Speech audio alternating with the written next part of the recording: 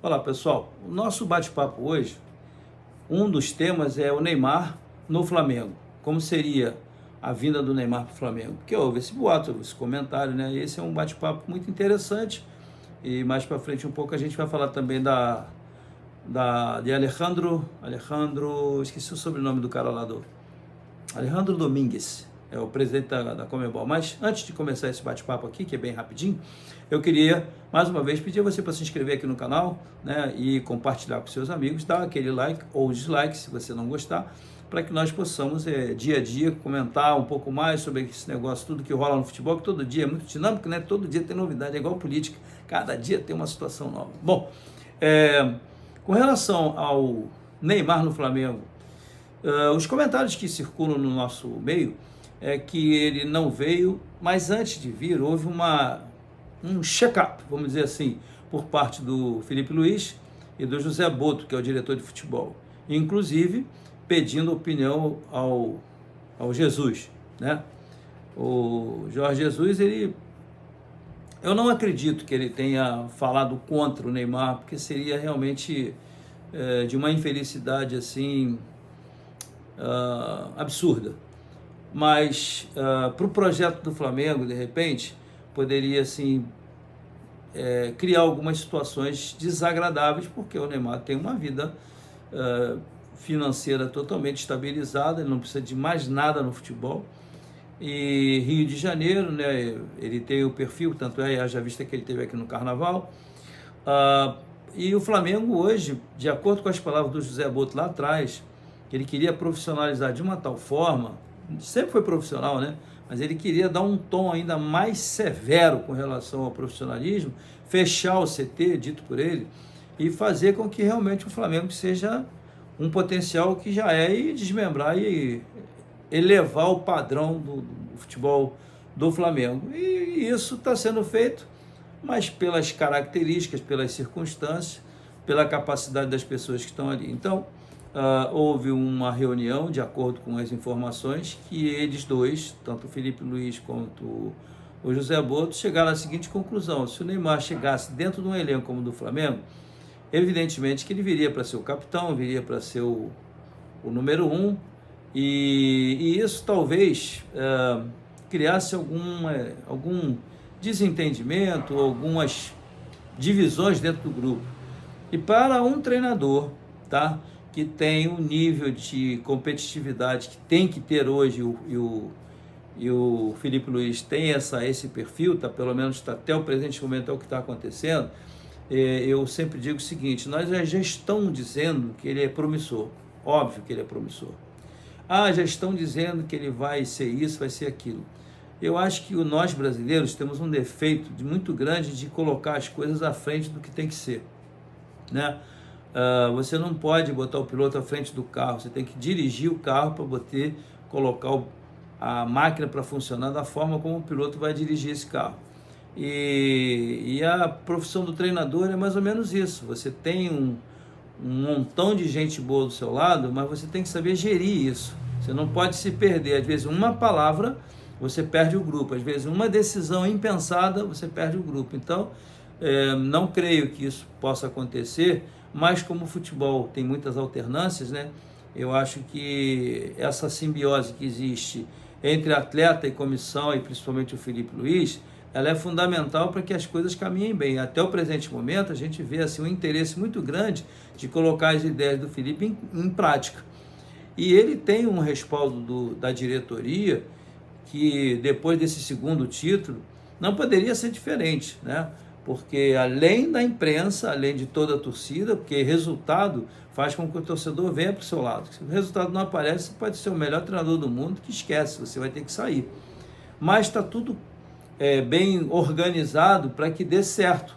Evidentemente que tem que combinar com o adversário lá também, porque vão haver obstáculos, vão haver mais estudos, como é que se faz para neutralizar, como é que se faz para matar o jogo aqui do Flamengo, como é que age, é na origem, é no meio do campo, é lá na defesa, como é que se faz. Tem que ser muito bem treinado cognitivamente para poder manter essa harmonia de movimentos, para neutralizar todas as ações que acontecem com o Flamengo, principalmente com laterais que apoiam muito. Eu sempre disse isso, lateral tem que sair para o apoio, que nós tivemos a nossa vida toda laterais que foram apoiadores e atacantes de lado. Eu defini aqui no outro dia, citei aqui Roberto Carlos de um lado, Cafu do outro, Jorginho de um lado, Branco do outro, e foi assim sucessivamente a vida toda. O Brasil sempre teve grandes laterais, como hoje.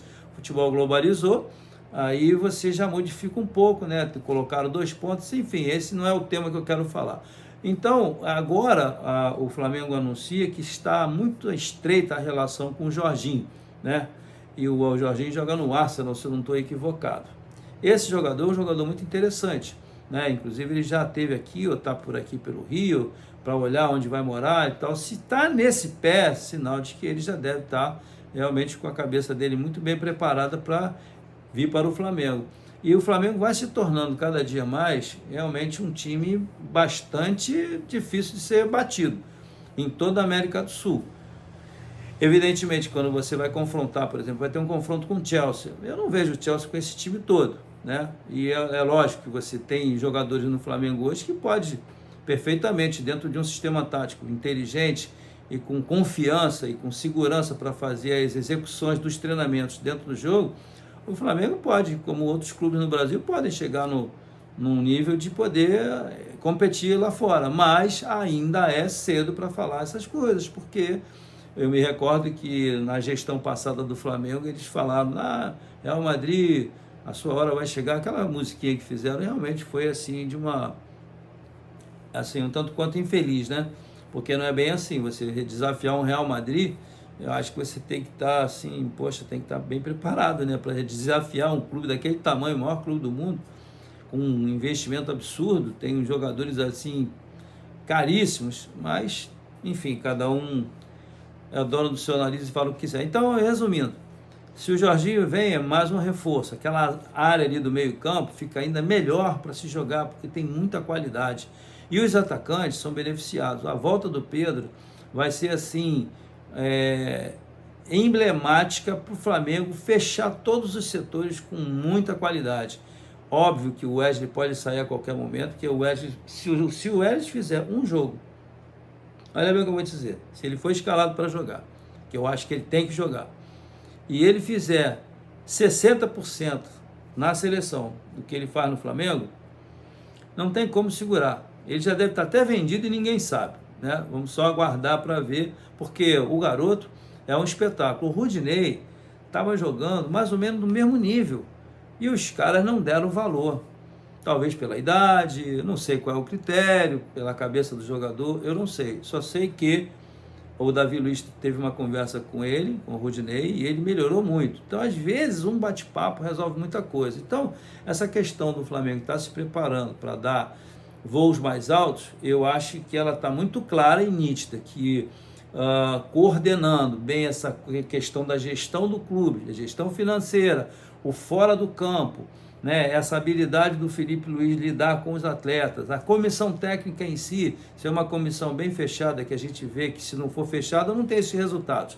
Então tudo isso, não deixar uma brechinha para um atleta começar a querer minar o trabalho do treinador, ou seja lá de quem for, eu acho que realmente o trabalho vai ser muito interessante esse ano, eu já falei sobre isso. Mas eu só frisei aqui a vida do Jorginho, porque é um reforço de peso, né, com muita qualidade. A questão está na vaidade. O que tem que se cuidar é da vaidade. Essa talvez tenha sido a questão do Neymar, se isso for verdade, vamos colocar sempre assim, porque tem muita fake news, mas se foi verdade que esse assunto chegou para o Neymar vir para o Flamengo, todos esses aspectos foram estudados para que ele viesse ou não, por uma circunstância positiva ou negativa para o grupo. O que seria interessante para o treinador?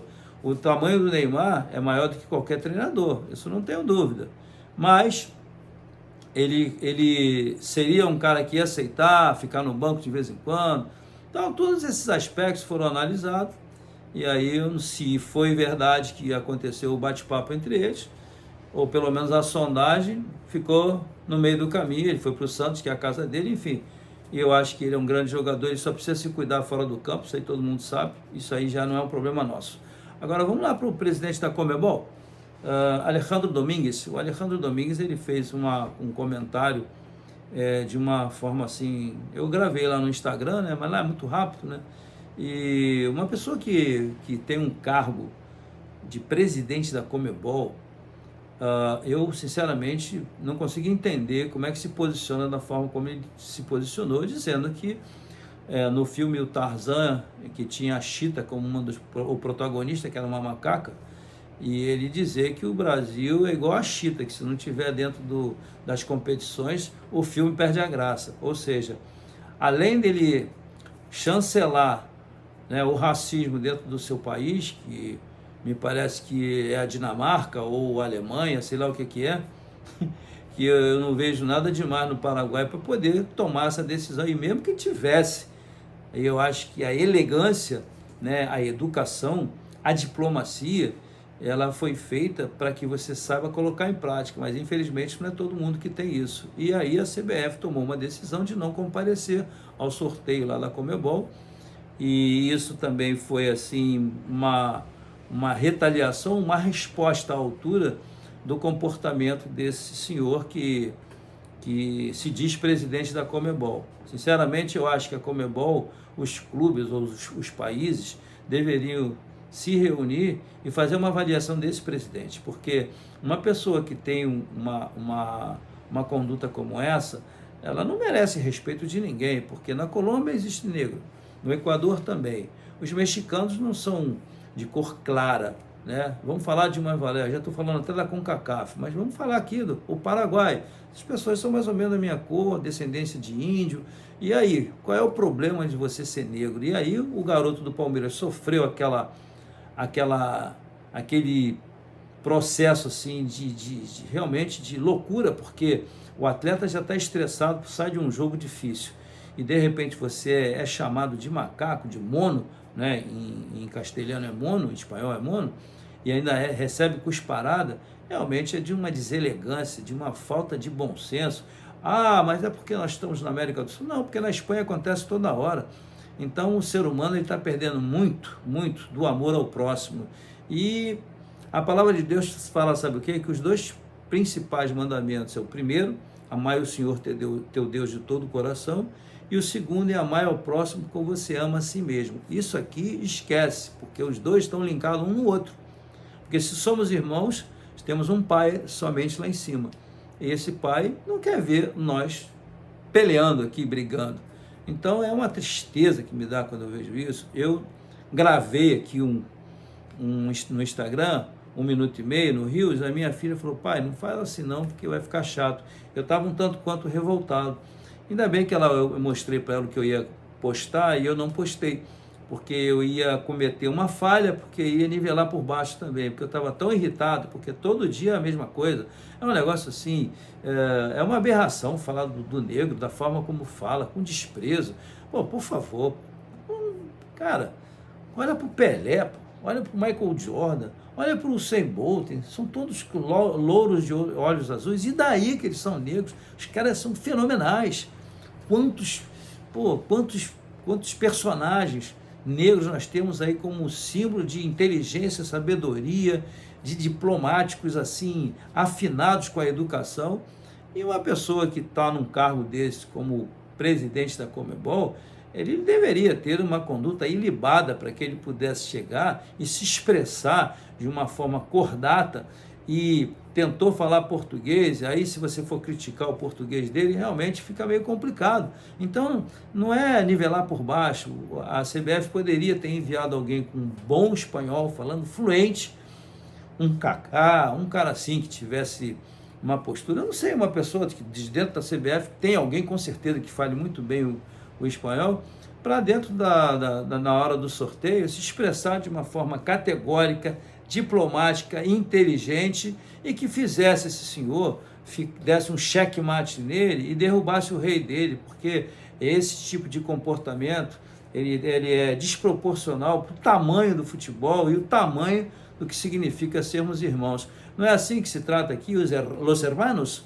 Que los hermanos não tem nada de hermano, meu amigo. Isso aí não é uma coisa que realmente deixa a gente feliz de falar sobre esse assunto, porque todo dia é a mesma coisa. Eu vou encerrar esse bate-papo por aqui. te agradecendo por você estar aqui comigo, te vejo no próximo vídeo, um grande abraço, tenha uma boa noite, que eu estou gravando à noite, fiquem com Deus, quem vê agora durante o dia, um bom dia para você, tchau, tchau.